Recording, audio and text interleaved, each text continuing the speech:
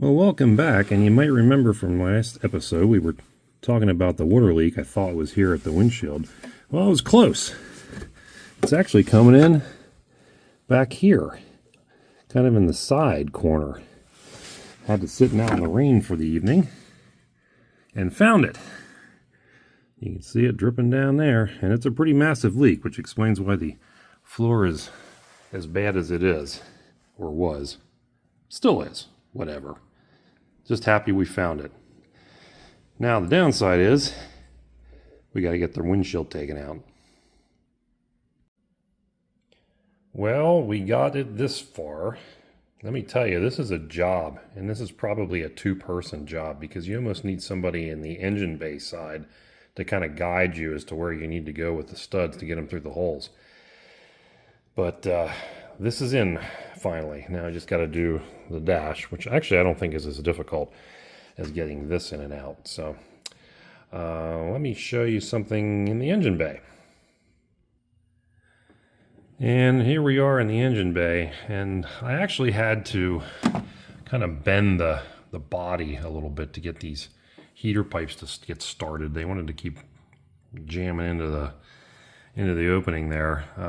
You probably don't have to do that most of the time, but in this particular case, it just made things a little bit easier. And then there's this vacuum thingamajig here that goes to one of the heater controls. I just ran this rubber line out because the plastic was disintegrating out here in the engine bay part. The inside's not bad, so I just connected it in there, and then I'm just going to loop this around and connect it to that fitting. I got to get an adapter to go from one size to the next, and then a short section of hose that weirdly I don't have a size here in stock for. So we're going to finish this up here, get the heater hoses attached. AC dryer, I need to get a new one, so I'm not going to hook up the AC. I had some plugs in my toolbox or junk box that I could plug these up. These are the plugs that come with a new one, but plug these up for the time being. And it did come with new O-rings, this evaporator, which is nice. So I'm going to button all this up and get this pretty much done under the hood here, and then we'll start again on the dash instrument panel deal. I got this new brake line made, and this was a job. I usually like making brake lines. I know I'm weird, but trying to get this thing to fit this arrangement in here was not easy. I mean, here's the old one, so you can see it's got some pretty significant curves and just totally weird bends to it. So this is not one of the easier ones I've ever had to make. And it took me a while to get this done, but I did. And I also remembered to put my fittings on before I flared the ends, which was a rare occurrence, so that's good. And with it out, you can really see just how badly corroded it is. I think we were probably very close to having this one blow out on us. I did notice that there was a couple of other lines under the Jeep that had been repaired or replaced previously. So, yeah, it was time. Definitely worth the effort of doing that while we could easily access it. All right, putting the dash back in, way easier. Basically, you just lift it up and stick it on the two studs at the base of the windshield. Not bad at all to do. Bugger to get out, but easy to put back in. And just when you think the project is nearing completion, you find out there's more to do. I had the windshield guys come in yesterday and pull this windshield out to try to get it resealed. And they stopped halfway through because we've got more rust to fix, of course. This is going to be a problem on most XJs, I think, and probably the cause of most windshield leaks. They were telling me this is really common, and this one's actually not too bad. A lot of them, they say, are really a lot worse and have holes through and all kinds of stuff there. So I have to clean all this up and get it ready for them because they will not warranty an installation when it looks like that. The bottom actually is pretty decent. Go to the other side yet. But if you've got an XJ, you probably got this problem happening.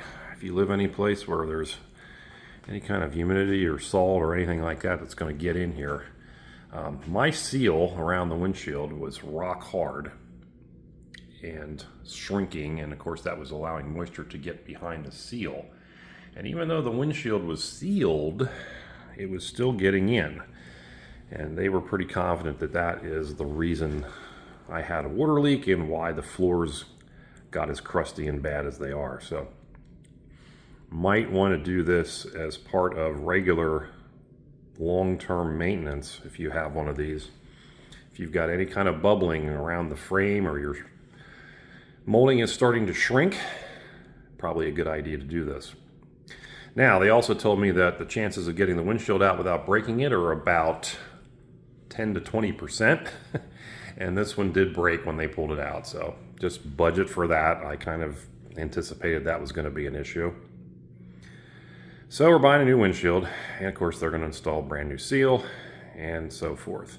One thing that they did advise me was when I finish prepping all this is not to spray it with a gloss paint. They want it to be in primer because they will put on their primer on top of that.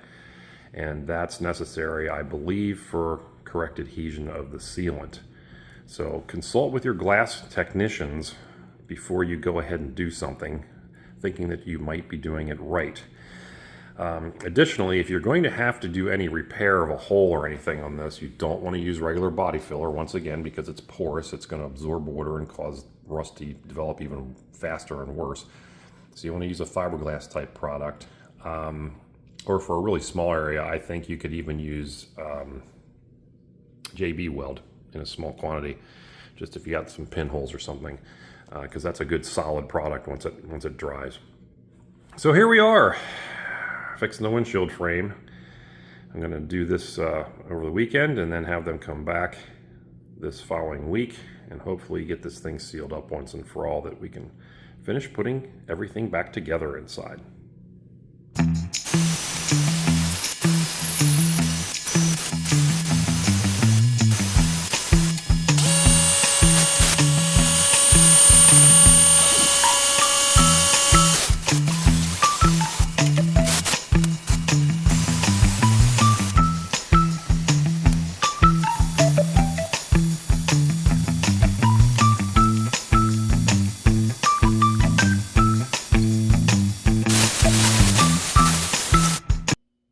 Okay, and here we are with the new windshield installed, and that should hopefully cure us of any future water leaks, at least for the next half a decade, I'm hoping.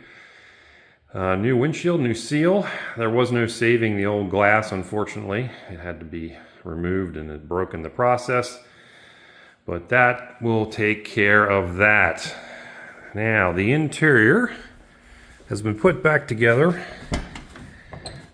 Got our cleaned seats and carpet back in, center console reinstalled, dash is in. The only thing I have to do yet is install the top plate and the radio, and that's not finished yet because I'm doing a Bluetooth speaker for that radio. So I'm going to be finishing that up this weekend. But that's pretty much complete. And that's going to conclude the project for the time being. I'm actually going to just put it into service and see how it does, while we still continue to do a little updating here and there and refreshing things like this grill that desperately needs painted. The spring perches I've had a lot of paranoia over, but now that I have this wheel off and I was in here looking at this again, it's not really that bad. It looks kind of worse than it is. It does need to dressed, but for the time being, it's going to be fine to drive on. I was a little skeptical of the shock breaking off or something like that, but it's actually not that bad once I got in there and looked at it. Looking at it from under the car, it wasn't showing as well. So, what do we have in the $800 Cherokee at this point? We've got a new evaporator, new heater core, new exhaust system with a converter, new windshield, and all the other little things that you've watched me do, the body patch panels and all that. I added everything up. All the parts that I've used, including the windshield, came to $1,068. And this is a $800 purchase price Jeep. So we're under $2,000 at this point for a Jeep that looks like this and should be reasonably reliable at this point. because the previous owner has done a lot of maintenance on this Jeep over the last year or two, and it's got new U-joints and all kinds of other things in it that we hopefully will not have to touch.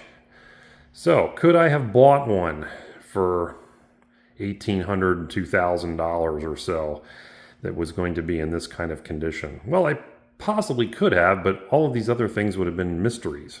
The heater core would probably still need to be replaced at some point in the near future. Finding one that somebody's just done is unlikely. So there's pros and cons to doing this. I enjoy doing this kind of work, so it didn't really bother me to do it. It kind of gave me something to do here over the fall and winter, early winter months. So it was a nice project. Labor was free, of course, can't count that. But for under $2,500, I think we've got a pretty nice little Cherokee here that we can use for several years. So follow along, stay subscribed if you want to, and I'll give updates on this as we move on. Probably drive it for a few months and maybe then do an update on it, let you know how it's doing. But I appreciate everybody following along and commenting. If you have any questions or any other comments you wish to add, please do so in the comment section. And I look forward to seeing you again soon in another video. I have another motorcycle project coming soon, so you can tune in for that. Thanks very much for watching. We'll see you soon.